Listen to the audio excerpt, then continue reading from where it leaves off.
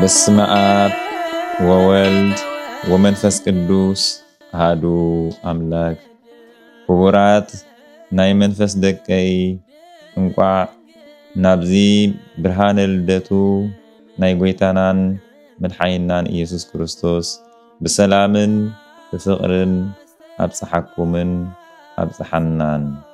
እዚ ዕለት እዚ እግዚአብሔር አምላኽና ናብ ደቂ ሰባት ዝቀረበሉ ትሕትናን ፍቅርን የውሃትን ደቂ ሰባት ዘርአየሉ ኣብ ዮሐንስ ወንጌል ቃል ስጋ ኮነ አባና ድማ ሓደረ ከም ዝበሎ ፍቁራት ናይ መንፈስ ደቀይ ነዚ ክቡርን ልዑልን ዝኾነ ልደት ናይ ጎይታናን መድሓኒትናን ኢየሱስ ክርስቶስ ብድምድን ብጎይላን ብኻልእ ነገራትን ክነብዕሎ ዘይኮነ ብፍቅርን ብትሕትናን ብንስሓን ናብ እግዚአብሔር ብምቕራብን ክነብዕሎ እግዚአብሔር ይደግፈና።